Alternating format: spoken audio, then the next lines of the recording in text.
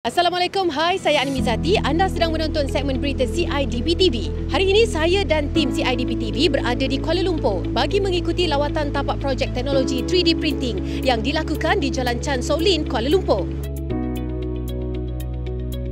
Lawatan tapak projek teknologi 3D printing ini adalah bertujuan bagi meninjau pelaksanaan dan transformasi industri pembinaan negara berkembang maju selaras dengan pendigitalan dan teknologi terkini. Melalui inisiatif teknologi 3D printing ini, ia sekaligus dilihat sebagai sebuah mekanisme penting dalam memberi pendekatan kepada industri pembinaan agar sentiasa ke hadapan dalam penggunaan teknologi di samping meningkatkan produktiviti pembinaan serta merealisasikan matlamat-matlamat yang digariskan di bawah pembinaan revolusi industri 4.0.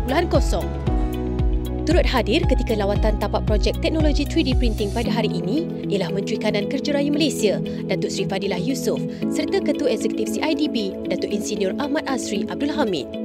Di mana rumah dibuat dengan cara printing. Ni kita cetak macam cetak rumah dan menggunakan teknologi daripada Eropah lah. Saya rasa langkah kita sekarang ini adalah untuk membuat penyelidikan bagi menyesuaikan kegunaan 3D printing tersebut di pasaran tempatan. Sebab itulah kita mengambil masa untuk membina rumah contoh tersebut kerana kita nak memastikan bahawa bahan-bahan yang kita gunakan itu adalah bahan-bahan yang ada di pasaran tempatan dan seterusnya resepi ataupun mixture yang kita gunakan tu bersesuaian dengan pembinaan tersebut. Justru bagi memacu penerapan sistem CIDB melalui anak syarikatnya CIDB IBS Sdn Bhd dan Construction Research Institute of Malaysia (CRIM) telah memeterai sebuah memorandum persefahaman bersama-sama dengan sebuah syarikat pengendali teknologi 3D printing iaitu KA Bina Consultancy Group bagi memperkasakan penggunaan 3D printing di dalam industri pembinaan di Malaysia.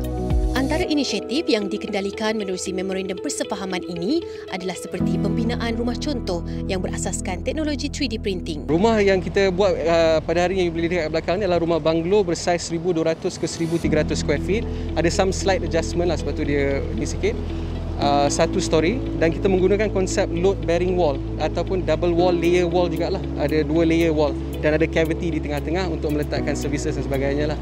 Selain itu, program penyelidikan dan pembangunan R&D berkaitan 3D printing turut dilaksanakan bagi membolehkan 3D printing ini dapat dikembangkan dengan meluas penggunaannya di dalam industri pembinaan. Dari sudut KA Bina pun komitmen kita untuk membawa masuk teknologi ini, membawa masuk knowledge ini, kita telah pun menandatangani MOU bersama UTHM, UM pun on the way, Harriet Ward pun on the way. So kita nak bawa masuk institusi-institusi pendidikan ini bersama-sama untuk memahami teknologi ini as well as untuk accommodate lah this transfer of technology. Sebab pemikiran kita transfer teknologi ini terbaik kalau kita boleh berikan kepada institusi pendidikan dahulu. So apa yang kita lihat juga menggunakan teknologi 3D construction printing ini, we are digitalizing the construction industry. Bermaksud kita nak menggerakkan daripada normal manual labour ke digitalize punya era of construction industry. Melalui penggunaan 3D printing ini, ia sekaligus dapat menjadikan industri pembinaan ke arah penggunaan teknologi dan inovasi yang berimpak tinggi, mempertingkatkan produktiviti pembinaan dan seterusnya mengimbangi ekosistem teknologi sistem IBS di Malaysia. Pengurangan benda-benda lain adalah dari segi pekerja asing tadi. Misalnya kita mengurangkan keperluan bilangan pekerja dan itu maknanya kosnya akan berkurang dan kita punya produktiviti pun lebih baik. Di samping peningkatan produktiviti yang memberangsangkan, industri pembinaan dijangka dapat menyumbang kepada pertumbuhan ekonomi negara sekaligus membuka peluang untuk mencapai kecekapan yang lebih tinggi. Walau bagaimanapun, sasaran ini hanya akan dapat dicapai melalui kerjasama dan komitmen semua pihak. Dengan itu, sekian sahaja dari saya Ani Mizati. Jumpa lagi. #Bina Sempurna, kita jaga kita, teguh kita, menang bersama.